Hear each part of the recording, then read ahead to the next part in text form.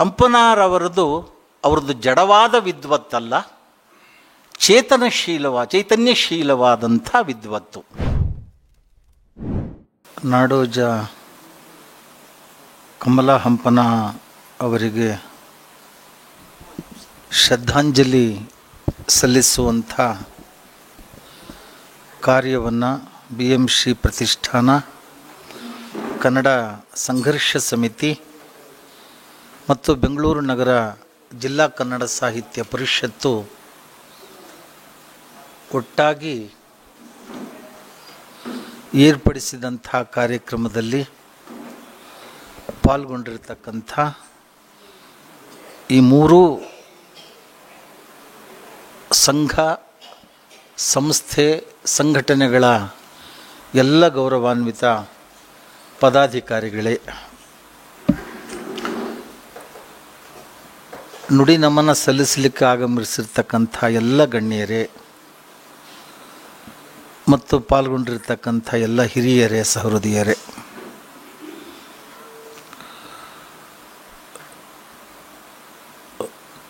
ಕಮಲಾ ಹಂಪನಾರವರು ಅವರಿಗೂ ಮತ್ತು ನಮ್ಮ ಪೀಠಕ್ಕೂ ದೀರ್ಘಕಾಲದ ಒಂದು ನಂಟು, ಒಂದು ಸಂಬಂಧ.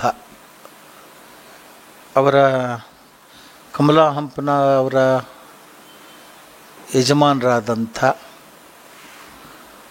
ಪ್ರೊಫೆಸರ್ ಹಂಪನ ಅವರಿಗೆ 1955ರಲ್ಲಿ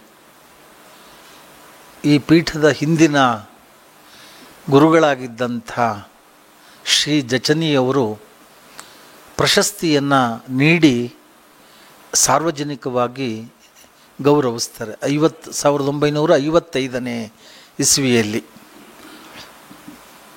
ಹಾಗಾಗಿ ಆ ದಿನಮಾನಗಳಿಂದಲೂ ಆ ಮನೆತನ ಈ ಪೀಠದೊಂದಿಗೆ ಒಂದು ಸಂಪರ್ಕ ಇಟ್ಕೊಂಡಿರ್ತಕ್ಕಂಥದ್ದನ್ನು ನಾವು ನೋಡ್ತೇವೆ. ನಾನು ಈ ಪೀಠಕ್ಕೆ ಬಂದ ಸಂದರ್ಭದಲ್ಲೂ ಕೂಡ ಹಂಪನ ದಂಪತಿಗಳು ನಮ್ಮ ಪಟ್ಟಾಧಿಕಾರದ ಕಾರ್ಯಕ್ರಮದಲ್ಲಿ ಪಾಲ್ಗೊಂಡಿದ್ದರು. ಅಷ್ಟೇ ಅಲ್ಲ, ಆ ಅವಧಿಯಲ್ಲಿ ಅತ್ಯಂತ ಕ್ರಿಯಾಶೀಲವಾಗಿ ಹಂಪನ ಅವರು ಕಾರ್ಯ ಕೂಡ ಮಾಡಿದರು. ಅನೇಕ ಸಭೆ ಸಮಾರಂಭಗಳಲ್ಲಿ ಅವರು ಪಾಲ್ಗೊಂಡಿದ್ದಾರೆ ಪೀಠದವರ ಜೊತೆಯಲ್ಲಿ.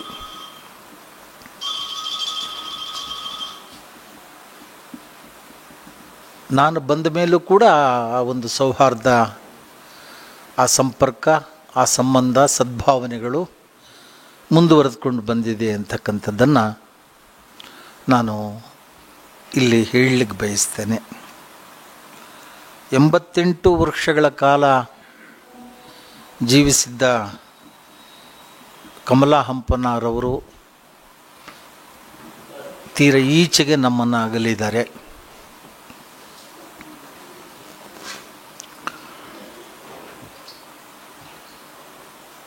ಅವ್ರ ಕುರಿತಾಗಿ ಹೇಳೋದಕ್ಕಿಂತ ಮೊದಲು ಒಂದೆರಡು ಅಂಶಗಳನ್ನು ನೆನಪಿನ ದೃಷ್ಟಿಯಿಂದ, ಈ ಕೋವಿಡ್ ಬಂದು ಹೋದ ಮೇಲೆ ಅನೇಕರಿಗೆ ಅದರ ದುಷ್ಪರಿಣಾಮ ಶಾರೀರಿಕವಾಗಿ ಮಾನಸಿಕವಾಗಿ ಆಗಿರ್ತಕ್ಕಂಥದ್ದನ್ನು ನಾವು ನೋಡ್ತೇವೆ. ಆ ಎರಡನೇ ಕೋವಿಡ್ ಏನು ಬಂತಲ್ಲ, ಆ ಅವಧಿಯಲ್ಲಿ ಅದು ಒಳಗಾದವರಿಗೆ ನೆನಪಿನ ಶಕ್ತಿ ಮೇಲೆ ಭಾಳ ದುಷ್ಪರಿಣಾಮ ಬೀರಿರ್ತಕ್ಕಂಥದ್ದು. ಅಖಿಲ ಭಾರತ ಕನ್ನಡ ಸಾಹಿತ್ಯ ಸಮ್ಮೇಳನದ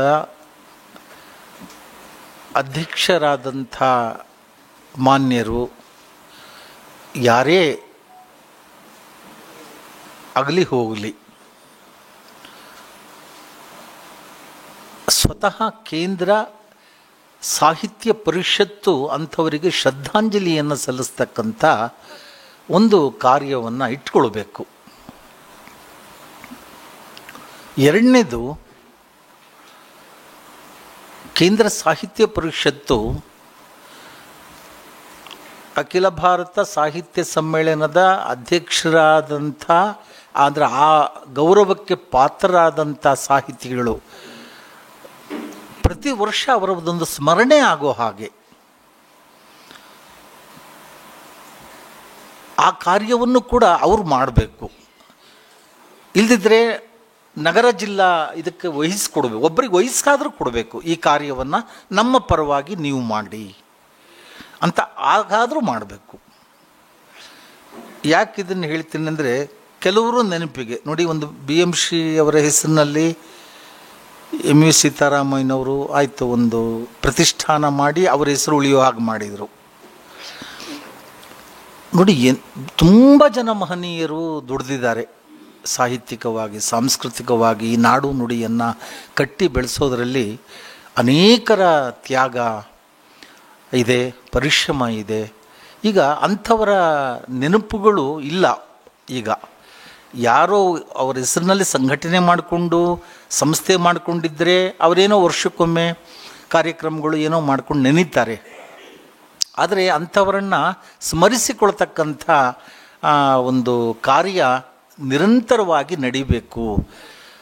ಕ್ರಮೇಣ ಮುಂದಿನ ತಲೆಮಾರುಗಳಿಗೆ ಅವರ ಹೆಸರುಗಳೇ ಗುರುತಾಗಲ್ಲ, ಕಷ್ಟ ಆಗ್ತದೆ ಮುಂದಿನ ದಿನಗಳಿಗೆ.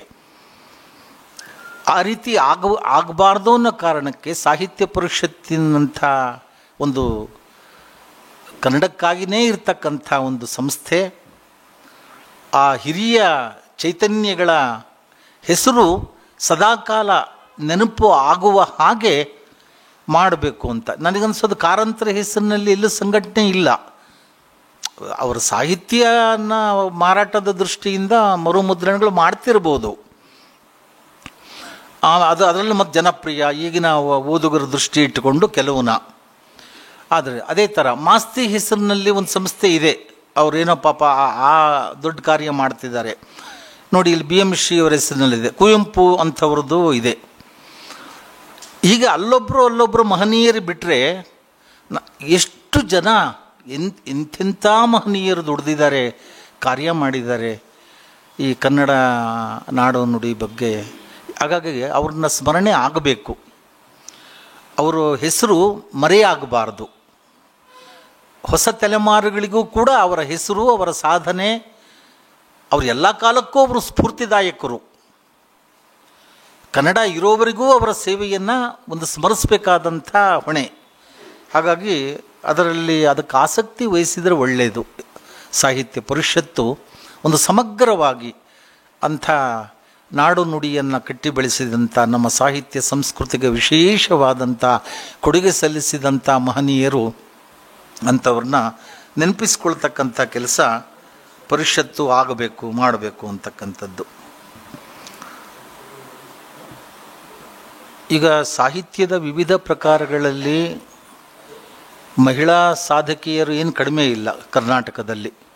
ಬಹುಶಃ ಇತರೆ ರಾಜ್ಯಗಳಿಗಿಂತ ತುಸು ಹೆಚ್ಚಾಗಿಯೇ ಪ್ರತಿಭಾವಂತರು ನಮ್ಮಲ್ಲಿದ್ದಾರೆ ಅಂತ ಅಂದ್ರೆ ತಪ್ಪಲ್ಲ ಅಂತ ನಾನು ಅಂದುಕೊಳ್ತೇನೆ. ಈಗ ಕಥೆ, ನಾಟಕ, ಕಾದಂಬರಿ, ವಿಮರ್ಶೆ, ಆಮೇಲೆ ವೈಚಾರಿಕ ಇದರಲ್ಲಿ ಈ ಥರ ಅನೇಕ ಕ್ಷೇತ್ರಗಳಲ್ಲಿ ಬಹಳ ಮಹತ್ವದ ಸಾಧನೆ ಮಾಡಿರ್ತಕ್ಕಂಥ ಸಾಧಕಿಯರು ನಮ್ಮ ಕರ್ನಾಟಕದಲ್ಲಿ ಇದ್ದಾರೆ. ವಿಶೇಷ ಕಮಲಾ ಹಂಪನಾರವರ ವಿಶೇಷ ಅಂತ ಹೇಳಿದರೆ, ಅವರು ಸಂಶೋಧನೆ ಮತ್ತು ಗ್ರಂಥ ಸಂಪಾದನೆ ಹಾಗೂ ವಿಮರ್ಶಾ ಕ್ಷೇತ್ರಗಳಲ್ಲಿ ಅವರು ಮನಸ್ಸು ಮಾಡಿದ್ದು, ಅಲ್ಲಿ ಅವರು ಗುರುತರವಾದ ಸಾಧನೆಯನ್ನು ಮಾಡಿದ್ದು ಅಂತ. ಬಹುಶಃ ಇದಕ್ಕೆ ಪ್ರೇರಣೆ ಅವರ ಗುರು ಬಳಗ, ಅವರ ಪದವಿ ಮತ್ತು ಸ್ನಾತಕೋತ್ತರ ಪದವಿಗಳ ಹಂತದಲ್ಲಿನ ಗುರುಗಳ ಬಳಗ ಏನಿತ್ತಲ್ಲ. ಉದಾಹರಣೆಗೆ DL ನರಸಿಂಹಾಚಾರ್ಯವರು ಘನ ವಿದ್ವಾಂಸರಲ್ಲಿ ಅವರು ಒಬ್ಬರು. ಆ ಕಾಲಘಟ್ಟದಲ್ಲಿ R ನರಸಿಂಹಾಚಾರ್ಯರು ಬೇರೆ, ಅವರು ಕನ್ನಡ ಕವಿಚರಿತಕಾರರವರು. ಅವರ ಕೊಡುಗೆ ಬಹಳ ದೊಡ್ಡ ಕೊಡುಗೆ. SV ಪರಮೇಶ್ವರ ಭಟ್ರು, ತಾಸು ಶ್ಯಾಮರಾವ್ ಅವರು, ಕೆ ವೆಂಕಟರಾಮಪ್ಪನವರು, ಆ ಹೊತ್ತಿನ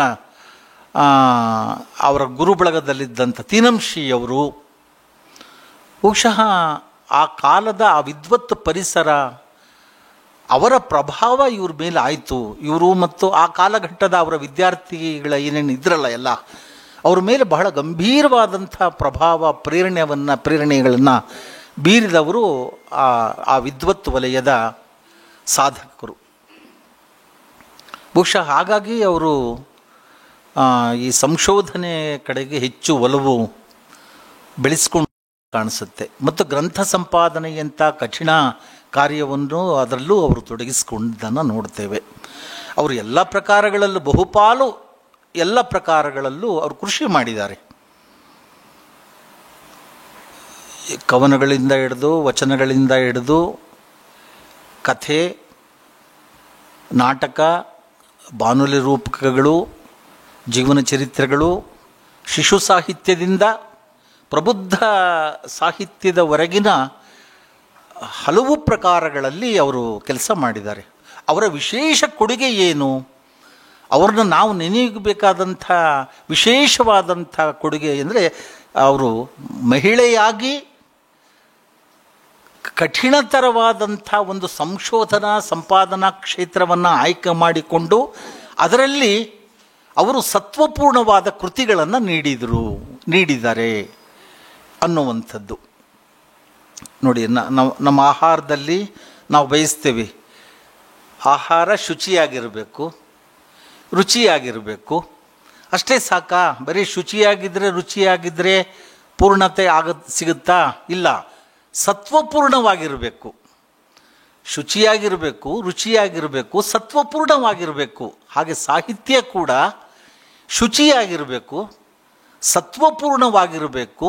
ಅದು ಕೊನೆಯಲ್ಲಿ ರುಚಿ ಬರುತ್ತೆ. ಇಲ್ಲಿ ಹೋಟೆಲ್ನಲ್ಲಿ ಮೊದಲು ರುಚಿಗೆ, ಆದರೆ ಇಲ್ಲಿ ಹಾಗಲ್ಲ. ಸಾಹಿತ್ಯದ ಅಂಗಳದಲ್ಲಿ ಹಾಗಲ್ಲ. ಶುಚಿ ಮೊದಲು, ಸತ್ವ, ಅದು ಕೊನೆಯಲ್ಲಿ ರುಚಿ. ಅದು ಹೆಚ್ಚು ಕಡಿಮೆ ಇದ್ರೆ ನಡೆಯುತ್ತೆ ರುಚಿ. ಆದರೆ ಶುಚಿ ಮತ್ತು ಸತ್ವ ಅಂದರೆ ಈ ಮೂರು ಪೌಷ್ಟಿಕಾಂಶ, ಸತ್ವ ಇರಲೇಬೇಕು ಇಲ್ಲಿ ಕೂಡ. ಶುಚಿ, ರುಚಿ ಮತ್ತು ಸತ್ವ ಪೂರ್ಣ ಸಾಹಿತ್ಯವನ್ನು ರಚನೆ ಮಾಡಿದ ಕೆಲವೇ ಸಾಧಕಿಯರಲ್ಲಿ ಕಮಲಾ ಹಂಪನ ಅವರ ಮೊದಲ ಸ್ಥಾನದಲ್ಲಿ ನಿಲ್ತಾರೆ ನಮ್ಮ ನಾಡಿನಲ್ಲಿ ಅಂತ ನಾನು ಭಾವಿಸ್ಕೊಂಡಿದ್ದೀನಿ. ಈ ವಿದ್ವತ್ ಕ್ಷೇತ್ರ ಏನಿದೆ ಅದು ಪಾಂಡಿತ್ಯ ಸಂಬಂಧಪಟ್ಟಿದ್ದು. ಎಲ್ಲರ ಹಾಗೆ ಎಲ್ಲ ಇತರೆ ಸಾಹಿತ್ಯ ಪ್ರಕಾರಗಳಲ್ಲಿ ಕೈಯಾಡಿಸಿದ ಹಾಗೆ ಇದರಲ್ಲಿ ಹಾಗೆ ಆಗಲ್ಲ. ಇದನ್ನು ಗಂಭೀರವಾದ ಅಧ್ಯಯನ ಬೇಕು, ಪರಿಶ್ರಮ ಬೇಕು, ವಿಶಾಲವಾದ ಮತ್ತು ಆಳವಾದ ಅಧ್ಯಯನ ಖಂಡಿತ ಬೇಕು. ಆಮೇಲೆ ಒಂದು ಸ್ವತಂತ್ರ ಆಲೋಚನೆ, ಸ್ವತಂತ್ರವಾಗಿ ನಿರ್ಣಯಕ್ಕೆ ಬರ್ತಕ್ಕಂಥ ಆ ಅಧ್ಯಯನದ ಬಲದಿಂದ ಆ ನಿರ್ಣಯಕ್ಕೆ ಬರ್ತಕ್ಕಂಥ ಶಕ್ತಿ ಬೇಕು. ಅದಕ್ಕೆ ನಿಷ್ಠುರತೆ ಬೇಕಾಗ್ತದೆ. ಅವಾಗ ಎಷ್ಟೋ ಸಂದರ್ಭಗಳಲ್ಲಿ ನಮ್ಮ ಹಿಂದಿನವರ ವಿಚಾರಗಳನ್ನು ನಿರಾಕರಣೆ ಮಾಡಬೇಕಾಗುತ್ತೆ, ಅಲ್ಲಗಳಿಬೇಕಾಗ್ತದೆ. ನೋಡಿ, ಕಮಲಾ ಹಂಪನವರವರು ಕೂಡ ಕೆಲವು ಸಂದರ್ಭಗಳಲ್ಲಿ ತಮ್ಮ ಗುರುಗಳಾದಂಥ DLN ಅವರ ವಿಚಾರ ಬಂದಾಗ ಅವರು ಬರೆಯುವಂಥ ಸಂದರ್ಭದಲ್ಲಿ ಅವ್ರ ಗುರುಗಳ ಬಗ್ಗೆ ಕೊಡ್ತಕ್ಕಂಥ ಗೌರವ ಬೇರೆ, ಅವರ ಸಾಧನೆ, ಅವರ ಸೇವೆಯನ್ನು ಸ್ಮರಿಸೋದು ಒಂದು ಕಡೆ. ಆದರೆ ಸಂಶೋಧನೆಯ ವಿಷಯ ಬಂದಾಗ ಅಲ್ಲಿ ಹೊಸ ಆಧಾರಗಳೊಂದಿಗೆ ಹೊಸ ವಿಚಾರಗಳನ್ನು ಮಂಡಿಸಬೇಕಾದಂಥ ಸಂದರ್ಭದಲ್ಲಿ ಅವರು ಗುರುಗಳ ಅಭಿಪ್ರಾಯಕ್ಕೆ ವಿರೋಧವಾಗಿದ್ದರೂ ಕೂಡ ಅದನ್ನು ನಿಷ್ಠುರವಾಗಿ ದಾಖಲಿಸಬೇಕಾದಂಥ ಅನಿವಾರ್ಯತೆ ಬರುತ್ತೆ. ಅದು ಸಂಶೋಧಕನ ಜವಾಬ್ದಾರಿ ಕೂಡ ಹೌದು. ಅದನ್ನು ಅವ್ರು ಹೇಳ್ತಾರೆ. DLN ಅವರು ಈ ಅಭಿಪ್ರಾಯ ಸೂಕ್ತವಲ್ಲ, ಇದು ಸಮಂಜಸವಾದಂಥ ಅಭಿಪ್ರಾಯ ಅಲ್ಲ ಅನ್ನೋದನ್ನು ಅವ್ರು ಹೇಳ್ತಾರೆ. ಅಂದರೆ ಸಂಶೋಧಕನಿಗೆ ಒಂದು ನಿಷ್ಠುರತೆ ಇರಬೇಕಾಗ್ತದೆ. ಯಾಕಂದರೆ ಸಂಶೋಧಕ ಅಂದರೆ ಸತ್ಯಶೋಧಕ. ಆ ಶೋಧನೆಯ ಹಾದಿ ಇದೆಯಲ್ಲ, ಅದು ಬಹಳ ಕಠಿಣ. ಯಾವ ನಿಲುವಿಗೆ ಬೇಕಾದರೂ ಲಭ್ಯವಾದ ಆಧಾರಗಳಿಂದ ಒಂದು ನಿರ್ಣಯಕ್ಕೆ ಬರಬೇಕಾದಂಥ ಒಂದು ಸಂದರ್ಭ ಅಲ್ಲಿ ಬರ್ತದೆ. ಹಾಗಾಗಿ ಅಲ್ಲಿ ವೈಯಕ್ತಿಕ ಭಾವನೆಗಳಿಗೆ ಅಲ್ಲಿ ಸ್ಥಾನ ಇರೋದಿಲ್ಲ ಅಂತಕ್ಕಂಥದ್ದು. ಹಾಗಾಗಿ ಆ ನಿಷ್ಠುರತೆಯನ್ನು ಕೂಡ ಸಂಶೋಧಕ ಒಳಗೊಳ್ಬೇಕಾಗ್ತದೆ. ಆ ಸತ್ಯ ನಿಷ್ಠುರತೆಯನ್ನು ನಾವು ಕಮಲಾ ಹಂಪನ ಅವರಲ್ಲೂ ಕಾಣ್ತೇವೆ. ಸಾಮಾನ್ಯವಾಗಿ ಪಾಂಡಿತ್ಯ ಬೇಕು ಇಂಥ ಶಾಸ್ತ್ರ ವಿಷಯಗಳು, ಅಥವಾ ಹಳಗನ್ನಡ ಸಾಹಿತ್ಯದಲ್ಲಿ ಕೆಲಸ ಮಾಡುವಾಗ, ಅಥವಾ ಒಂದು ಪ್ರಬುದ್ಧ ಕಾವ್ಯ ಪರಂಪರೆಯನ್ನು ಅರ್ಥೈಸುವಾಗ ಇತ್ಯಾದಿ ಸಂದರ್ಭಗಳಲ್ಲಿ ವಿಮರ್ಶೆ ವಿಶ್ಲೇಷಣೆಗೆ ಒಳಪಡಿಸುವಾಗ ಸಹಜವಾಗಿ ಒಂದು ವಿದ್ವತ್ತು, ಒಂದು ಹಂತದ ವಿದ್ವತ್ತು ಖಂಡಿತ ಬೇಕಾಗ್ತದೆ. ಪಾಂಡಿತ್ಯ ಅಂತೂ ಬೇಕೇ ಬೇಕಾಗ್ತದೆ. ಆ ವಿದ್ವತ್ತು ಇಲ್ಲದಿದ್ದರೆ ಕಷ್ಟ ಅದನ್ನು ಕ್ಷೇತ್ರದಲ್ಲಿ ಮುಂದುವರಿಲಿಕ್ಕೆ ಮತ್ತು ಅದರಲ್ಲಿ ಬೆಳೆಸಲಿಕ್ಕೆ ಕಷ್ಟ ಆಗ್ತದೆ. ಬಹುಶಃ ಒಂದು ಕಾಲಘಟ್ಟದಲ್ಲಿ ಈ ಪಂಡಿತರು ಪೈಪೋಟಿ ಇತ್ತು ಅಂತ ಕಾಣ್ತದೆ. ಬಹುಶಃ ಗೀತೆಯ ರಚನಾ ಕಾಲಕ್ಕೂ ಅದು ಇದಿರಬಹುದು ಅಂತ ನನಗೆ ಅನ್ನಿಸ್ತದೆ. ಅಲ್ಲಿ ಆ ಗೀತೆಯ ಒಳಗಡೆ 5ನೇ ಅಧ್ಯಾಯದ 18ನೇ ಶ್ಲೋಕದಲ್ಲಿ ಬರ್ತದೆ ನೋಡಿ, ವಿದ್ಯಾವಿನಯ ಸಂಪನ್ನನಾದಂಥ ಒಬ್ಬ ಜ್ಞಾನಿ, ಹಸು, ಆನೆ, ನಾಯಿ, ಅಷ್ಟೇ ಅಲ್ಲ, ನಾಯಿ ತಿನ್ನುವ ಶ್ವಪಚ ಅಂತ ಕರಿತಾ ಇದ್ರು ಆಗಿನ ಕಾಲದಲ್ಲಿ. ಆ ಶ್ವಪಚ ಎಲ್ಲರನ್ನೂ ಪಂಡಿತಾಹ ಸಮದರ್ಶಿನಃ ಮಾತು ಬರ್ತದೆ ಅಲ್ಲಿ. ಪಂಡಿತನಾದವನು, ಪಂಡಿತ ಅಂದರೆ ಅಲ್ಲಿ ಜ್ಞಾನಿಯನ್ನ ವಿಶಾಲವಾದ ಅರ್ಥ, ಸಮದೃಷ್ಟಿಯಿಂದ ನೋಡಬೇಕು ಅಂತ ಅದರ ಸಾರಾಂಶ. ಅಂದರೆ ಎಲ್ಲರನ್ನೂ ಮಾನವರನ್ನಷ್ಟೇ ಅಲ್ಲ, ಮಾನವರಲ್ಲಿನ ಜ್ಞಾನಿಗಳನ್ನಷ್ಟೇ ಅಲ್ಲ, ಪ್ರಾಣಿಗಳನ್ನು ಕೂಡ, ಅದರಲ್ಲಿ ಅತ್ಯಂತ ಕೀಳು ಅನ್ನಿಸ್ಕೊಂಡಿರ್ತಕ್ಕಂಥ ನಾಯಿಯನ್ನು ಮತ್ತು ಅಂಥ ನಾಯಿ ಮಾಂಸ ತಿನ್ನುವ ವ್ಯಕ್ತಿಯನ್ನು ಕೂಡ, ಅವನ ಅವತ್ತಿನ ಕಾಲಕ್ಕೆ ಬಹಿಷ್ಕೃತ. 10 ಬಗೆಯ ಅಸ್ಪೃಶ್ಯತೆಗಳು ಬರುತ್ತೆ ಪ್ರಾಚೀನ ಕಾಲದಲ್ಲಿ. ಅದರಲ್ಲಿ ಕೊನೆಯವನೇ ಶ್ವಪಚ, ನಿಕೃಷ್ಟರಲ್ಲಿ ನಿಕೃಷ್ಟ ಅವನು ಶ್ವಪಚ. ನಾಯಿ ಮಾಂಸ ತಿನ್ನುವನನ್ನು ಶ್ವಪಚ ಅಂತ ಕರೀತಾ ಇದ್ರು ಆಗಿನ ಕಾಲದಲ್ಲಿ. ಅವನನ್ನು ಬಹಿಷ್ಕಾರಕ್ಕೆ ಒಳಪಡಿಸಿದ್ದಂಥ ಒಂದು ಕಾಲಘಟ್ಟ ಅದು. ಅಂಥವರನ್ನು ಕೂಡ ಒಬ್ಬ ಜ್ಞಾನಿಯಾದವನು, ಪಂಡಿತನಾದವನು ಸಮಭಾವದಿಂದ ಕಾಣಬೇಕು. ಈಗ ನಾವು ಪಂಡಿತಾಹ ಸಮದರ್ಶಿನಃ ಅಥವಾ ಪಂಡಿತಃ ಸಮದರ್ಶಿನಃ ಅಂದ್ಕೊಂಡ್ರು ಕೂಡ ಈಗ ಅದನ್ನು ಯಾರಿಗೆ ಹೇಳಬೇಕು? ಇವಾಗ ಈಗಿನ ಕಾಲದಲ್ಲಿ ಶಾಸನಕರ್ತಾಹ ಸಮದರ್ಶಿನಃ ಅಂತ ಹೇಳಬೇಕು. ಶಾಸನ ಮಾಡೋರಿಗೆ ಈಗ ಪಂಡಿತರಿಗೆ ಹೇಳಂಗಿಲ್ಲ. ಈಗ ಅವ್ರ ಕೈಲೇನು ಇಲ್ಲವಲ್ಲ, ಹೌದ್ರ ಪ್ರಕಾಶ್ ಮೂರ್ತಿಗಳೇ? ಈಗ ಎಲ್ಲರೂ ಅವ್ರ ಕೈಯೊಳಗಿದ್ದಾರೆ ಈಗ. ಹಾಗಾಗಿ ಶಾಸನಕರ್ತರಿಗೆ ನೀವು ಎಲ್ಲರನ್ನೂ ಸಮಾನವಾಗಿ ನೋಡ್ರಪ್ಪ.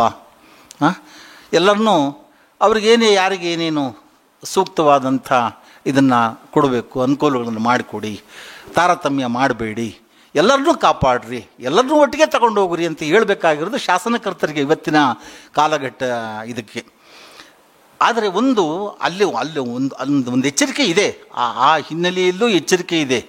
ವಿದ್ಯಾವಿನಯ ಸಂಪನ್ನರಾದವರನ್ನು ಗೌರವಿಸಬೇಕು ಅನ್ನುವಂತಹ ಭಾವ ಕೂಡ ಅದು ಕೂಡ ಇದೆ.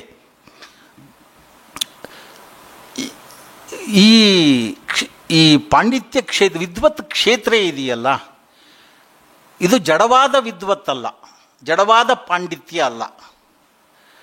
ಈ ಪಾಂಡಿತ್ಯದಲ್ಲಿ ಜಡವಾದ ಪಾಂಡಿತ್ಯನೂ ಒಂದಿದೆ, ಚೈತನ್ಯಶೀಲ ಪಾಂಡಿತ್ಯನೂ ಕೂಡ ಇನ್ನೊಂದು ಕಡೆ ಇದೆ. ಈ ಜಡವಾದ ಪಾಂಡಿತ್ಯ ಏನಿದೆಯಲ್ಲ, ಜಡವಾದಿಗಳು, ಜಡ ಪಂಡಿತರುಗಳು, ಅಲ್ಲೇನದು ಅವ್ರದ್ದು ಮುಚ್ಚಿದ ಮನಸ್ಸು. ಈ ಜಂಗಮ ಪಾಂಡಿತ್ಯ ಇದೆಯಲ್ಲ, ಚೈತನ್ಯಶೀಲ ಪಾಂಡಿತ್ಯ ಇದೆಯಲ್ಲ, ಅವ್ರದ್ದು ಮುಕ್ತ ಮನಸ್ಸು, ತೆರೆದ ಮನಸ್ಸು ಅವ್ರದ್ದು. ಈ ಜಡವಾದ ಪಾಂಡಿತ್ಯ ಅದು ನಿಂತ ನೀರು ಹಾಗೆ. ನಿಂತ ನೀರು ಎಷ್ಟೇ ಇರಲಿ ಅದು ಕೆಲವೇ ದಿನಕ್ಕೆ ದೋಷಗ್ರಸ್ತ ಆಗ್ತದೆ. ಹರಿಯೋ ನೀರಿಗೆ ಆ ದೋಷ ಕಡಿಮೆ. ಈಗ ಹರಿಯೋ ನೀರನ್ನು ಬಿಟ್ಟಿಲ್ಲ, ನಮ್ಮ ಜನ ಹೆಂಗೆ ಕೊಳಕು ಮಾಡ್ಬೋದು, ಎಷ್ಟು ಕೆಡಿಸ್ಬೋದು ಅನ್ನೋದಕ್ಕೆ ಈಗಾಗಲೇ ಮಾಡಿ ತೋರಿಸಿದ್ದಾರೆ ದೇಶದ ತುಂಬ. ಒಂದು ಕಾಲದಲ್ಲಿ ಆ ಥರ ಇತ್ತು, ಹರಿಯೋ ನೀರು ಶುದ್ಧವಾಗಿತ್ತು. ನಾವು ಸಣ್ಣವರಿದ್ದಾಗಲಂತೂ ಎಲ್ಲ ಹರಿಯೋ ನೀರನ್ನೇ ಹಳ್ಳಿಗಳಲ್ಲಿ, ಹೌದಾ, ಹಳ್ಳ ಮತ್ತೊಂದು ಇನ್ನೊಂದು ಕಡೆ ಕಿರುತೆರೆಗಳು ಎಲ್ಲ ಕುಡಿಯೋದು, ಸ್ನಾನ ಮಾಡೋದು, ಅಲ್ಲಿ ಯಾವುದೋ ಏನು ಅಷ್ಟು ಶುದ್ಧವಾಗಿ ಆ ಕಾಲಘಟ್ಟದಲ್ಲಿ ಇರ್ತಿತ್ತು ಅಂಥದ್ದು. ಹಾಗಾಗಿ ಹಂಪನಾರವರದು ಅವ್ರದ್ದು ಜಡವಾದ ವಿದ್ವತ್ತಲ್ಲ, ಚೈತನ್ಯಶೀಲವಾದಂಥ ವಿದ್ವತ್ತು. ಅವ್ರದ್ದು ಮುಚ್ಚಿದ ಮನಸ್ಸಲ್ಲ, ಮುಕ್ತ ಮನಸ್ಸು, ಅವ್ರದ್ದು ತೆರೆದ ಮನಸ್ಸು. ಹಾಗಾಗಿ ಅವರು ಆ ಸಂಶೋಧನೆಯಂಥ ಒಂದು ಕಠಿಣ ಕ್ಷೇತ್ರದಲ್ಲಿಯೂ ಕೂಡ ಹೊಸದನ್ನು ಕಂಡುಕೊಳ್ಳಲಿಕ್ಕೆ ಮತ್ತು ಅದನ್ನು ಸ್ಥಾಪಿಸಲಿಕ್ಕೆ ಅವರು ಅದರಲ್ಲಿ ಯಶಸ್ಸನ್ನು ಕಾಣ್ತಾರೆ ಅಂತಕ್ಕಂಥದ್ದು. ಆಮೇಲೆ ಅವರ ಒಳಗೊಳ್ಳುವಿಕೆಯೂ ಕೂಡ, ಆ ವಿದ್ವತ್ತಿನ ಒಳಗೊಳ್ಳುವಿಕೆಯೂ ಕೂಡ ಮತ್ತೆ ನವೀಕರಣಗೊಳ್ತಾ ಹೋಗುತ್ತೆ, ಹೊಸದನ್ನು ತನ್ನದನ್ನಾಗಿ ಮಾಡಿಕೊಳ್ಳುತ್ತೆ ಮತ್ತು ಸಾಹಿತ್ಯದ ಮೂಲಕ ಅದನ್ನು ಹೊಸದನ್ನು ನೀಡುವಂಥ ಅವರ ಉತ್ಸಾಹ ಮತ್ತು ಪರಿಶ್ರಮ ಇದೆಯಲ್ಲ, ಅದು ನಿರಂತರವಾಗಿ ನಡೆದುಕೊಂಡು ಬಂದಿರತಕ್ಕಂಥದ್ದನ್ನು ನಾವು ನೋಡ್ತೇವೆ. ಅದು ಅವರ ವಿಶೇಷವಾದಂಥ ಶಕ್ತಿ ಅಂತ ನಾನು ಭಾವಿಸ್ಕೊಳ್ತೇನೆ. ಕನ್ನಡ ಅವರ ದಾಂಪತ್ಯದ ಬಗ್ಗೆ ಅಂತೂ ಇಡೀ ನಾಡು ಅವರ ಆದರ್ಶ ದಂಪತಿಗಳು ಅಂತಲೇ ಬಹಳ ಹಿಂದೆಯೇ ಅದನ್ನು ಗುರುತಿಸಿ ಗೌರವಿಸ್ತಕ್ಕಂಥ ಒಂದು ಪ್ರಯತ್ನಗಳಾಗಿದೆ. ನನಗೂ ಕೂಡ ಅಷ್ಟೇ. ಅವರ ದೀರ್ಘಕಾಲ ಸಂಘರ್ಷವಿಲ್ಲದ ದಾಂಪತ್ಯ ಮಾಡಿಕೊಂಡು, ಸಂಘರ್ಷ ಇಲ್ಲ, ಹರ್ಷ, ಅವರ ದಾಂಪತ್ಯ ಹರ್ಷಮಯ, ಸಂಘರ್ಷಮಯ ಅಲ್ವೇ ಅಲ್ಲ. ಆ ರೀತಿ ಬಂದ ಒಂದು ಅಪರೂಪದ ಜೋಡಿಗಳಲ್ಲಿ ಅವರು ಒಬ್ಬರು. ಅನೇಕ ಜನ ನಮ್ಮ ಹಿಂದಿನ ಅನೇಕ ಸಾಹಿತಿಗಳು ಹಾಗೆ ಬದುಕಿದ್ದಾರೆ. ಅವರು ಮಾದರಿಯಾಗಿ ಬದುಕಿದ್ದಾರೆ, ನಾಡಿಗೆ ಆದರ್ಶವಾಗಿ ಬದುಕಿದ್ದಾರೆ ಆ ಎಲ್ಲ ಮಹಾನುಭಾವರುಗಳು. ಹಾಗೆ ಇವರ ದಾಂಪತ್ಯವೂ ಕೂಡ ಕರ್ನಾಟಕದಲ್ಲಿ ಒಂದು ನೆನಪಿನಲ್ಲಿ ಉಳಿಯುವ, ಬೇರೆಯವರಿಗೆ ಪ್ರೇರಣೆ ನೀಡುವಂಥ ಒಂದು ದಾಂಪತ್ಯವಾಗಿ ಅದು ಬೆಳೆದುಕೊಂಡು ಬಂತು ಅಂತಕ್ಕಂಥದ್ದನ್ನು ಯಾರೋ ಒಬ್ಬರು ಮೊನ್ನೆ ಆದಿದಂಪತಿಗಳು ಅಂತ ಯಾರೋ ಅವ್ರ ಬಗ್ಗೆ ಮಾರನೇ ದಿನ ನೋಡಿದೆ ನಾನು. ಒಬ್ಬರು ಮಹಿಳಾ ವಿಮರ್ಶಕಿ ಒಬ್ಬರು ಬರೆದಿದ್ದರು. ಇರೋ ಸ್ವಲ್ಪ ಸಮಯದಲ್ಲಿ ಏನು ಪಾಪ ಬರೆದಿದ್ದಾರೆ, ಆ ಸದ್ಭಾವನೆಯಿಂದ ಬರೆದಿದ್ದಾರೆ. ನನಗೆ ಕಾಳಿದಾಸನದು ನೆನಪಾಯಿತು. ಇದು ವಾಗರ್ಥವಿವ ಸಂಪೃಕ್ತೌ ವಾಗರ್ಥ ಪ್ರತಿಪತ್ತಯೇ ಜಗತತ್ಪಿತರವು ಒಂದೇ ಪಾರ್ವತಿ ಪರಮೇಶ್ವರವು ಅಂತ ಶಾಕುಂತಲ, ಅಭಿಜ್ಞಾನ ಶಾಕುಂತಲದಲ್ಲಿ ಅವರ ನಾಂದಿ ಶ್ಲೋಕ ಅದು. ಹೇಗೆ ಶಬ್ದಾರ್ಥಗಳು ಅಭಿನ್ನವೋ ಅವತ್ತು ಹೇಳ್ತಾ, ಜಗತವು ಪಿತರವು ಒಂದೇ, ಜಗತ್ತಿನ ತಂದೆ ತಾಯಿ, ಶಬ್ದಾರ್ಥಗಳು ಹೇಗೆ ಅಭಿನ್ನವಾಗಿಯೋ ಹಾಗೆ ಇರುವಂಥ ಜಗತ್ತಿನ ತಂದೆ ತಾಯಿಗಳಾದ ಈ ಪಾರ್ವತಿ ಪರಮೇಶ್ವರರಿಗೆ ನಾನು ವಂದಿಸ್ತೀನಿ ಅನ್ನೋದು ಅದರ ಭಾವಾರ್ಥ. ಅದೇ ಜಗತ್ತಿನ ತಂದೆ ತಾಯಿಗಳು ಯಾಕೆ ಆ ಮಾತನ್ನು ತುಂಬ ತಡವಾಗಿ ಕಾಳಿದಾಸನ ಕಾಲದ ಹೊತ್ತಿಗೆ ಆ ನೆನಪುಗಳು ಆತನಿಗೆ ಬಂತು. ನನಗನ್ಸೋದು ಈ ಕುಟುಂಬದ ಒಂದು ನೈಜ ಪರಿಕಲ್ಪನೆ, ಅದರ ಮೌಲ್ಯಗಳು, ಸಂಬಂಧಗಳು ಇವೆಲ್ಲ ಸ್ಥಿರೀಕರಣಗೊಂಡಿದ್ದು ಶಿವನ ಕಾಲದಲ್ಲಿ ಅವೆಲ್ಲ ಸ್ಥಿರೀಕರಣಗೊಂಡಿದ್ದು. ಅದಕ್ಕೂ ಹಿಂದೆ ಭಾಳ ಅಸ್ಥಿರವಾಗಿದ್ವು, ಗೊಂದಲಮಯವಾಗಿದ್ವು, ಒಂದು ಸ್ಥಿರತೆ ಇರಲಿಲ್ಲ. ಹಾಗಾಗಿ ಭಾಳ ಶೋಷಣೆ, ಅಪಮಾನಗಳು ಅವೆಲ್ಲ ಭಾಳ ಇತ್ತು. ಅವನ ಕಾಲಕ್ಕೆ ಈ ಕುಟುಂಬದ ಸ್ಥಿರೀಕರಣ ಆಯಿತು. ಮೌಲ್ಯಗಳು, ಸಂಬಂಧಗಳು ಅವೆಲ್ಲ ಒಂದು ಸ್ಥಿರವಾದ ನೆಲೆಯನ್ನು ಪಡೆದುಕೊಂಡಾಗಿನ ಹಂತ ಅದು. ಯಾರ್ದು? ಆ ಶಿವನ ಕಾಲಘಟ್ಟ. ನಿಮಗೆ ನಾನು ನನ್ನ ಹೊಸ ಸಂಶೋಧನೆ ಇದರಲ್ಲೂ ಅದು ನಾನು ಕಂಡುಕೊಂಡಿರ್ತಕ್ಕಂಥ ಒಂದು ಅಂಶ ಇದರದ್ದು. ಹಾಗಾಗಿ ನನಗನ್ಸೋದು ಮೊದಲಿನ ಜಗತ್ತಿನ ತಂದೆ ತಾಯಿಗಳೇ ಇರಲಿಲ್ಲ ಅಂತದರ ಅರ್ಥ ಅಲ್ಲ. ಈ ಆದಿ ಕವಿ ಅಂತಾರೆ, ಹಾಗಾದ್ರೆ ವಾಲ್ಮೀಕಿಗಳಿಗಿನ ಮೊದಲು ಕವಿಗಳು ಇರಲಿಲ್ಲ ಅಂತ ಅಲ್ಲ. ಆ ಕಾವ್ಯ ಮಾರ್ಗಕ್ಕೆ ಒಂದು ದಾರಿಯನ್ನು ತೋರಿದವರು, ಒಂದು ಕಾವ್ಯ ಪಥವನ್ನು ತೆರೆದವರು ಅಂತ. ಅದಕ್ಕಿಂತ ಮೊದಲು ಕವಿಗಳೇ ಇಲ್ಲ ಅಂತ ಅಲ್ಲ. ವಾಲ್ಮೀಕಿಗಳಿಗಿನ ಮೊದಲು ಕವಿಗಳಿದ್ದರು. ನಮ್ಮ ಜಾನಪದರೇ ಮೂಲ ಕವಿಗಳು. ಹಾಗೆ ನೋಡಿದರೆ ಜಗತ್ತಿನ ಎಲ್ಲ ಭಾಷೆಗಳಲ್ಲಿನ ಮೂಲ ಸಾಹಿತ್ಯ ಯಾವುದು? ಜಾನಪದ. ಶಿಷ್ಟ ಸಾಹಿತ್ಯ ಆಮೇಲೆ ತಾನೇ ಬಂದಿದ್ದು. ಹಾಗಾಗಿ ಮೊದಲು ಕವಿಗಳು ಇರಲಿಲ್ಲ ಅಂತ ಅಲ್ಲ, ಆದರೆ ಒಂದು ಕಾವ್ಯ ಅಂದರೆ ಹೇಗಿರಬೇಕು ಅನ್ನುವಂಥ ಒಂದು ಮಾದರಿಯನ್ನು ಕೊಟ್ಟಂಥವರಿಗೆ ಆ ಮೊದಲನೇ ಸ್ಥಾನ, ಮೊದಲನೇ ಗೌರವ ಕೊಡುವ ರೀತಿಯಲ್ಲಿ ಆದಿಕವಿ ಅನ್ನುವ ಒಂದು ವಿಶೇಷಣವನ್ನು ನಾವು ಬಳಸ್ತೀವಿ. ಆದಿಗುರು, ಆದಿಕವಿ, ಈ ಥರ ಆ ಪದಪ್ರಯೋಗಗಳು ಅದಕ್ಕೆ ಮಾದರಿಯಾಗಿ ಅನ್ನುವ ಹಾಗೆ. ಹಾಗಾಗಿ ಆದಿ ದಂಪತಿಗಳು ಅಂದಾಗಲೂ ಕೂಡ ಅಷ್ಟೇ. ಜಗತ್ತಿನ ತಂದೆ ತಾಯಿಗಳು ಅಂದರೆ ಅದಕ್ಕಿಂತ ಎಷ್ಟು ಕೋಟಿ ಕೋಟಿ ವರ್ಷ ಮಾನವ ಜನಾಂಗ ತನ್ನ ಇರುವಿಕೆಯನ್ನು, ಬೆಳವಣಿಗೆಯನ್ನು ನಡೆಸ್ಕೊಂಡು ಬಂದಿದೆ. ಆದರೆ ಆ ಶಿವನ ಕುರಿತು, ಶಿವ ಪಾರ್ವತಿಯರ ಕುರಿತು ಯಾಕೆ ಆ ಮಾತನ್ನು ಹೇಳಿದರು ಅಂತ ಹೇಳಿದರೆ, ಅದೊಂದು ಆದರ್ಶ ತಂದೆ ತಾಯಿಗಳಾಗಿ ಬದುಕಿದವರು. ನೋಡಿ, ಒಂದು ವಿಶೇಷ ಅಂದರೆ ಅದು ನಿಜ. ಅದು ಎಷ್ಟರ ಮಟ್ಟಿಗೆ ಚಾರಿತ್ರಿಕವಾಗಿ ಅವರು ಆ ಅನಾಲಿಸಿಸ್ ಮಾಡಿದರು ಅಂತ ನಾನು ಹೇಳಲಾರೆ. ಆದರೆ ಶಿವನ ಮೊದಲನೆಯ ಪತ್ನಿ ದಾಕ್ಷಾಯಿಣಿಯ ಹೊಟ್ಟೆಯಲ್ಲಿ ಹುಟ್ಟಿದವನು ಗಣಪತಿ. ಗಣಪತಿ ದಾಕ್ಷಾಯಿಣಿಯ ಮಗ, ಪಾರ್ವತಿ ಪುತ್ರ ಅಲ್ಲ. ಇನ್ನು ಈಗ ಮದುವೆ ಆದರೆ ಸವತಿ ಮಕ್ಕಳನ್ನ ಹೆಂಗೆ ನೋಡ್ಕೋತಾರೆ ಅಂತ ನಮ್ಮ ಇದರೊಳಗಡೆ ನಾವೆಲ್ಲ ನೋಡ್ತೀವಿ. ಎರಡನೇ ಪತ್ನಿ ಆದರೆ ಅವ್ರಿಗೆ ಹುಟ್ಟೋ ಮಕ್ಕಳನ್ನ ಪ್ರೀತಿಸ್ತಾರೆ, ಮೊದಲನೇ ಹೆಂಡತಿ ಮಕ್ಕಳನ್ನ ತುಂಬ ನಿರ್ಲಕ್ಷ್ಯದಿಂದ, ತಿರಸ್ಕಾರದಿಂದ ಕಾಣ್ತಾರೆ. ಅನೇಕ ಕುಟುಂಬಗಳೇ ನಾಶವಾಗಿರೋದನ್ನು ನಾವು ನೋಡ್ತೇವೆ. ಆ ಮೊದಲನೆಯ ಹೆಂಡತಿಯ ಹೊಟ್ಟೆಯಲ್ಲಿ ಹುಟ್ಟಿದ ಗಣಪತಿಯನ್ನು ಸಾಕಲಿಕ್ಕೆ ಪಾರ್ವತಿ ತಾನು ಮಕ್ಕಳನ್ನೇ ಪಡೀಲಿಲ್ಲ. ಅಯ್ಯಮ್ಮ ತನ್ನ ಮಕ್ಕಳನ್ನೇ ಪಡೀಲಿಲ್ಲ, ಗಣಪತಿಯನ್ನೇ ತನ್ನ ಮಗ ಅಂತ ಹೇಳಿ ಸಾಕ್ತದೆ ಆ ಪಾರ್ವತಿ. ಅದೊಂದು ವಿಶೇಷ ಮತ್ತು ಮರು ಅಧ್ಯಯನಕ್ಕೆ ಒಳಪಡಿಸ್ಬೇಕು ಆ ಸಂದರ್ಭಗಳನ್ನು ಮತ್ತು ಆ ವಿಚಾರಗಳನ್ನು, ಆ ಘಟನೆಗಳನ್ನೆಲ್ಲ. ಆ ಥರದ ಇದು ತಪಸ್ಸು ಮಾಡಿ ಇಂಥವರನ್ನ ಒಲಿದು ಮದುವೆ ಆಗೋದು. ಈ ಕಮಲಾಹಮ್ಮನ ದಂಪತಿಗಳದ್ದು ಪ್ರೇಮ ವಿವಾಹ, ನಮ್ಮ ರಾಮಣ್ಣ ಕೋಡಿವಸಳ್ಳಿ ಗಾಯತ್ರಮ್ಮ ಅವ್ರದ್ದು ಪ್ರೇಮ ವಿವಾಹ. ಈ ಪ್ರೇಮ ವಿವಾಹ ಎಷ್ಟು ಹಳೆಯದು ಅಂದರೆ ಅದಕ್ಕೆ ಅತ್ಯಂತ ಶ್ರೇಷ್ಠ ನಿದರ್ಶನ ಅಂತ ಹೇಳಿದರೆ ದಾಕ್ಷಾಯಿಣಿ ಮತ್ತು ಶಿವನ ವಿವಾಹ. ನೀವು ಅಧಿಕೃತವಾಗಿ ಮಾನವ ಜನಾಂಗದ ಮೊದಲ ಪ್ರೇಮ ವಿವಾಹ ಅಂದರೆ ದಾಕ್ಷಾಯಿಣಿ ಮತ್ತು ಶಿವನ ವಿವಾಹವನ್ನು ಹೇಳಬಹುದು, ಉದಾಹರಣೆಯಾಗಿ ಕೊಡ್ಬೋದು. ನೀವು ತಪಸ್ಸು ಮಾಡಿ, ತಂದೆ ತಾಯಿಗೆ ಇಷ್ಟ ಇಲ್ಲ ಅವತ್ತು ಕೂಡ, ದಕ್ಷ ಬ್ರಹ್ಮನಿಗೂ ಇಷ್ಟ ಇಲ್ಲ. ತಂದೆಗೆ ಇಚ್ಛೆಗೆ ವಿರುದ್ಧವಾಗಿ ನಾನು ಮದುವೆಯಾದರೆ ಶಿವನನ್ನೇ ಮದುವೆ ಆಗ್ತೀನಿ ಅಂತ ತಪಸ್ಸು ಮಾಡಿ ಹಲವು ವರ್ಷಗಳ ಕಾಲ, ಆಮೇಲೆ ಆ ತಪಸ್ಸನ್ನು ಹಲವು ಬಾರಿ ಶಿವ ಪರೀಕ್ಷೆಗೆ ಒಳಪಡಿಸಿ, ಈಗ ಇದು ನೈಜ ಪ್ರೇಮ, ಇದರ ಹಿಂದೆ ಯಾವುದೇ ಸ್ವಾರ್ಥ ಇಲ್ಲ, ದುರುದ್ದೇಶ ಇಲ್ಲ ಅನ್ನೋದನ್ನು ಖಚಿತಪಡಿಸಿಕೊಂಡ ನಂತರ ಶಿವ ಆಕೆಯನ್ನು ಮದುವೆ ಆಗ್ತಾನೆ. ನೋಡಿ, ಅಯ್ಯಮ್ಮ ಅಗ್ನಿಕೊಂಡದಲ್ಲಿ ಬಿದ್ದು ತೀರಿದ ಮೇಲೆ ಆ ದೇಹ ಹೊತ್ಕೊಂಡು ಹುಚ್ಚುನ್ ಥರ ತಿರುಗಾಡ್ತಾನೆ. ಅದು ನೀವು ಪುರಾಣಗಳಲ್ಲಿ ಚಾರಿತ್ರಿಕ ಅಂಶಗಳಿದೆ, ಅದನ್ನು ನಾವು ಅಪುರಾಣದಿಂದ ಪ್ರತ್ಯೇಕಿಸಿ ಚರಿತ್ರೆಯ ಅಂಶಗಳನ್ನು ತೆಗೆದುಕೊಂಡು ಚರಿತ್ರೆಯನ್ನು ಮರುಕಟ್ಟುವ ಕೆಲಸವನ್ನು ಮಾಡಬೇಕಾಗಿದೆ.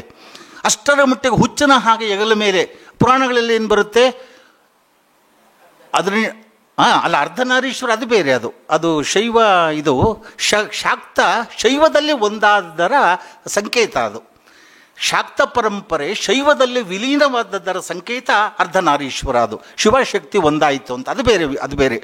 ಇದು ಭಾಳ ಈ ಶಿವನ ಸಂದರ್ಭದಲ್ಲಿ ಬಹಳ ವಿಶೇಷವಾಗಿ ಇಂಥ ಘಟನಾವಳಿಗಳು ನಡೆದಿರೋದ್ರಿಂದ ನಮಗೊಂದು ಆದರ್ಶ ದಾಂಪತ್ಯದ ಕಲ್ಪನೆ ನಮಗಾಗ ಸಿಗ್ತಾ ಹೋಯಿತು ಅಂತಕ್ಕಂಥದ್ದನ್ನು ನೋಡ್ತೀವಿ. ಮತ್ತು ನಮ್ಗೆ ಆದರ್ಶದ ಕಲ್ಪನೆ ಬರೋದು ರಾಮಾಯಣದ ಮೂಲಕನೇ. ರಾಮ ಸೀತೆಯರಲ್ಲಿ ವಾಲ್ಮೀಕಿಗಳು ಆ ಆದರ್ಶವನ್ನು ಕಾಣುವಂಥ ಪ್ರಯತ್ನವನ್ನು ಮಾಡ್ತಾರೆ ಅಂತಕ್ಕಂಥದ್ದು. ಅಷ್ಟರ ಮಟ್ಟಿಗೆ ಈ ಹಂಪನ ದಂಪತಿಗಳು ಆದರ್ಶ ದಂಪತಿಗಳಾಗಿ ಅವರು ನಾಡಿಗೂ ಅವರು ಮಾದರಿ ಆಗಿದ್ದಾರೆ ಅಂತಕ್ಕಂಥದ್ದು. ಅವರು ಬಹಳ ಅನ್ಯೋನ್ಯತೆ, ಪ್ರೀತಿ, ವಿಶ್ವಾಸ, ನಂಬಿಕೆಯಿಂದ ಅವರು ಬದುಕಿದರು, ದೀರ್ಘಕಾಲ ಬದುಕಿದರು, ಚೆನ್ನಾಗಿ ಬದುಕಿದರು, ಪರಸ್ಪರರನ್ನ ಗೌರವಿಸ್ತಾ, ಪರಸ್ಪರರನ್ನ ಬೆಳೆಸ್ತಾ. ಹಂಪನ ಅವರೇ ನನ್ನ ಗುರು ಅಂತ ಅವರು ಒಪ್ಕೋತಾರೆ, ಬರೀತಾರೆ ಸ್ವತಃ. ನಾನಿವತ್ತು ತಂದಿದ್ದೆ ಒಂದೆರಡು ಭಾಗಗಳು.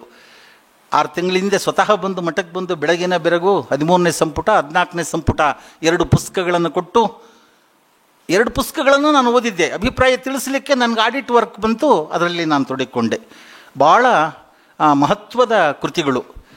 ಅವರ ನಿವೃತ್ತಿಯ ನಂತರದ ಕೃತಿಗಳ ಅಧ್ಯಯನ, ಭಾಳ ಪ್ರಬುದ್ಧವಾದ ಬರವಣಿಗೆ, ನಿಖರವಾದ ಬರವಣಿಗೆ ಮತ್ತು ಖಚಿತವಾದ ನಿರ್ಣಯಗಳು. ಅದನ್ನು ಆ ಬಗ್ಗೆ ಒಂದು ವಿಚಾರ ಸಂಕಿರಣೆಗಳನ್ನು ಮಾಡಿ ಆ ಬಗ್ಗೆ ತಿಳಿಸ್ತಕ್ಕಂಥ ಪ್ರಯತ್ನಗಳಾಗಬೇಕು ಅಂತಕ್ಕಂಥದ್ದು. 3 ಜನ ಮಹಿಳಾ ಸಾಹಿತಿಗಳಾಗಿದ್ದಾರೆ. ನಮ್ಮ ಇಡೀ ಕನ್ನಡ ಸಾಹಿತ್ಯ ಪರಿಷತ್ತು ಏರ್ಪಡಿಸುವಂಥ ಈವರೆಗಿನ ಸಮ್ಮೇಳನಗಳಿಗೆ 3 ಜನ ಮಾತ್ರ. ಅದೇ ಮಂಡ್ಯದಲ್ಲಿ ಮೊದಲನೇ ಬಾರಿಗೆ ಜಯದೇವಿ ತಾಯಿ ಲಿಗಾಡಿಯವರೇ ಆಗಿದ್ದು. ಆಮೇಲೆ ಬಾಗಲಕೋಟೆಯಲ್ಲಿ ಅವರು ಶಾಂತಾದೇವಿ ಮಾಳವಾಡ ಅವರು ಅಲ್ಲ ಆದರು. ಅವರಿಲ್ಲ ಆಗಿದ್ದರು. ನಾನು ಸಾರಿ ಮರ್ತಿದ್ದೀನಿ. ನಾಗದ 4 ಜನ ಆಗ್ತಾರೆ. ಗೀತಾ ನಾಗಭೂಷಣ್ ಒಬ್ಬರು ಬಾಗಲಕೋಟೆಯಲ್ಲಿ ಆಯಮ್ಮ ಆಗಿದ್ದರು. ಮೂಡುಬಿದಿರೆಯಲ್ಲಿ ಹಂಪನ ಅಮ್ಮ ಅವರಾದರು. ನಾನು ಭಾಳ ಹಿಂದಿನಿಂದಲೂ ಹೇಳ್ತಾ ಬಂದೆ ನೋಡಿ, ಇದು ಸಾಹಿತ್ಯ ಪರಿಷತ್ತು ಅಂತ ವಿದ್ಯಾವಂತರ, ವಿಚಾರವಂತರ, ವಿವೇಕಿಗಳ, ಪ್ರಾಜ್ಞರ ಒಂದು ವೇದಿಕೆ ಕೂಡ ಪುರುಷಾಧಿಕ್ಯಕ್ಕೆ ಒಳಗಾಗಿದೆ. ಪುರುಷಾಧಿಪತ್ಯವೇ ಅಲ್ಲಿದೆ. ಒಂದು ಸಾರಿ ಪುರುಷರನ್ನು ಮಾಡಿ, ಒಂದು ಸಾರಿ ಮಹಿಳೆಯರನ್ನು ಮಾಡಿ, ಇದು ನ್ಯಾಯ ಒದಗಿಸ್ರಿ, ಸಾಮಾಜಿಕ ನ್ಯಾಯ ಅಲ್ಲೂ ಬೇಕಲ್ಲ, ಮಾಡಬೇಕಲ್ಲ ಅಂತ ನಾನು ಭಾಳ ದಿನ ಹೇಳಿದೆ. ಅವ್ರಿಗೆ ಹೌದು ಅಂತಾರೆ, ಮತ್ತು ಆಮೇಲೆ ಯಥಾ ರೀತಿ ಅದೇ ಮನಸ್ಥಿತಿಯಲ್ಲಿ ಕೆಲಸ ಮಾಡಿಕೊಂಡು ಹೋಗುವಂಥದ್ದು. ಎಷ್ಟು ಜನ ಪ್ರತಿಭಾವಂತರು ಅನೇಕರು ಹೋಗೇ ಬಿಟ್ಟರು. ನಮ್ಮ ಕಣ್ಣೆದುರಿಗೆ ಬಹಳ ಜನ ಹಿರಿಯರು ಹೋಗಿಬಿಟ್ರು ಆ ಥರ ಹೆಣ್ಮಕ್ಕಳಲ್ಲಿ ಸಾಧಕಿಯರು. ಈ ಕೆಲವರು ಇದ್ದಾರೆ. ನಿಜವಾಗಲೂ ಸಾಹಿತ್ಯ ಪರಿಷತ್ತಿನಂಥ ಒಂದು ವಿದ್ಯಾವಂತರ, ವಿಚಾರವಂತರ ವೇದಿಕೆ, ಒಂದು ದೊಡ್ಡ ಸಂಘಟನೆ, ಮಹಿಳೆಯರಿಗೂ ಕೂಡ ಸೂಕ್ತ ಸ್ಥಾನವನ್ನು ಕೊಡ್ತಕ್ಕಂಥ ಪ್ರಯತ್ನಗಳು ಆಗಬೇಕು ಅಂತಕ್ಕಂಥದ್ದು. ಆಮೇಲೆ ನನಗೆ ಬಹಳ ಒಂದು ನೋವಿನ ಸಂಗತಿ ಹೇಳ್ತೀನಿ ನೋಡಿ. ಡಾಕ್ಟರ್ ಎಂ ಚಿದಾನಂದ ಮೂರ್ತಿಗಳು ಸಾಹಿತ್ಯ ಪರಿಷತ್ತಿನ ಅಧ್ಯಕ್ಷರಾಗಲಿಕ್ಕೆ ಬಿಡಲೇ ಇಲ್ಲ. ಅದೇ ಥರ ಹಂಪ ನಾಗರಾಜಯ್ಯನವ್ರನ್ನು ಕೂಡ ಸಾಹಿತ್ಯ ಪರಿಷತ್ತಿನ ಸಮ್ಮೇಳನದ ಅಧ್ಯಕ್ಷರಾಗಲಿಕ್ಕೆ ಅವಕಾಶ ಆಗಿಲ್ಲ. ವೈಚಾರಿಕ ಭಿನ್ನಾಭಿಪ್ರಾಯಗಳು ಏನೇ ಇರಬಹುದು. ಚಿದಾನಂದ ಮೂರ್ತಿಗಳೊಂದಿಗೆ ನಾನು ಕೂಡ ವೈಚಾರಿಕ ಭಿನ್ನಾಭಿಪ್ರಾಯ ಇಟ್ಕೊಂಡಿದ್ದೆ. ವೈಚಾರಿಕ ಭಿನ್ನಾಭಿಪ್ರಾಯಗಳು ಬೇರೆ, ಅವರ ಸಾಧನೆ ಬೇರೆ. ಅವರು ಮಾಡಿದಂಥ ಸಾಧನೆಗೆ ಸೂಕ್ತ ಗೌರವ ಸಲ್ಲಿಸಬೇಕು. ಸಾಹಿತ್ಯ ಪರಿಷತ್ತಿನಲ್ಲಿ ಏರ್ಪಡಿಸ್ತಕ್ಕಂಥ ಸಾಹಿತ್ಯ ಸಮ್ಮೇಳನಕ್ಕೆ ಚಿದಾನಂದ ಮೂರ್ತಿಗಳು ಅಧ್ಯಕ್ಷರಾಗಲಿಲ್ಲ ಅಂತ ಹೇಳಿದರೆ ಅದಕ್ಕೆ ಗೌರವ ಕಡಿಮೆ ಆಗೋದು ಸಾಹಿತ್ಯ ಪರಿಷತ್ತಿಗೆ ವಿನಃ, ಮತ್ತು ಅದರ ಇದಕ್ಕೆ ವಿನಃ ಚಿದಾನಂದ ಮೂರ್ತಿಗಳ ಗೌರವ ಏನು ಕುಗ್ಗಲ್ಲ. ಎಷ್ಟು ದೊಡ್ಡ ಸಂಶೋಧಕರು, ಅವರು ಮಾಡಿರ್ತಕ್ಕಂಥ ಕೆಲಸ ಎಷ್ಟು ವಿಶಾಲವಾದದ್ದು. ಕನ್ನಡಿಗರಿಗೆ ಎಂಥ ದೊಡ್ಡ ಕೊಡುಗೆಯನ್ನು ಸಾಹಿತ್ಯಕ್ಕೆ, ಸಂಸ್ಕೃತಿ ಕೊಟ್ಟಿದ್ದಾರೆ. ಅದನ್ನೆಲ್ಲ ನೋಡಲಿಲ್ಲ. ಅವರ ರಾಜಕೀಯ ನಿಲುವಿನಿಂದ ಮತ್ತೊಂದರಿಂದ ಅವ್ರನ್ನ ಆ ಸ್ಥಾನದಿಂದ ವಂಚಿತರನ್ನಾಗಿ ಮಾಡ್ತಕ್ಕಂಥ ರಾಜಕೀಯ ಒಲವು ನಿಲುವುಗಳು ಯಾರ್ದು ಏನೇ ಇರಲಿ, ಅಥವಾ ಧಾರ್ಮಿಕ ನಂಬಿಕೆಗಳು ಏನೇ ಇರಲಿ, ಅವರ ಸಾಧನೆಯನ್ನು ನೋಡಿ ನಾಡು, ನುಡಿ, ಸಾಹಿತ್ಯ, ಸಂಸ್ಕೃತಿಗೆ ಅವರು ಕೊಟ್ಟಿರತಕ್ಕಂಥ ಕೊಡುಗೆಯನ್ನಷ್ಟೇ ಮಾನದಂಡವಾಗಿಟ್ಕೊಳ್ಬೇಕೇ ವಿನಃ ರಾಜಕೀಯ ನಿಲುವುಗಳಾಗಲಿ, ವೈಯಕ್ತಿಕ ಇತರೆ ಧಾರ್ಮಿಕ ನಂಬಿಕೆಗಳನ್ನಾಗಲಿ ಇಟ್ಕೋಬಾರ್ದು. ಹಂಪ ನಾಗರಾಜನವರ ಕೊಡುಗೆಯನ್ನು ನೋಡಿ ನೀವು ಅವರ ಸಾಹಿತ್ಯ ಸಮ್ಮೇಳನಕ್ಕೆ ಅಧ್ಯಕ್ಷರು ಮಾಡಬೇಕಲ್ವಾ? ಅವರ ಸಾಧನೆ ನೋಡಿಬಿಟ್ಟು ಮಾಡಬೇಕಲ್ವಾ? ಅವರ ಇತರೆ ವಿಚಾರಗಳನ್ನು ಗಣಿಸಬೇಕಾಗಿಲ್ಲ. ಹಾಗಾಗಿ ಆ ಒಂದು ದೋಷ ಏನಾಗಿದೆ, ಲೋಪದೋಷಗಳು ಏನು ಆಗಿದೆ, ಅದನ್ನು ಮುಂದಿನ ದಿನಮಾನಗಳಲ್ಲಿ ಸಾಹಿತ್ಯ ಪರಿಷತ್ತು ಸರಿಪಡಿಸಿಕೊಳ್ತಕ್ಕಂಥ ಪ್ರಯತ್ನವನ್ನು ಮಾಡಬೇಕು ಅಂತ ನಾನು ಹಾರೈಸ್ತೇನೆ. ಅವ್ರು ನಮ್ಮ ಮುಂದೆಗಿಲ್ಲ, ಅದರ ಅಕ್ಷರಗಳ ಮೂಲಕ ಸದಾ ಜೀವಂತವಾಗಿ ಇರ್ತಾರೆ ಅನ್ನುವಂಥ ನಂಬಿಕೆ ನನ್ನದು. ನಮಸ್ಕಾರ.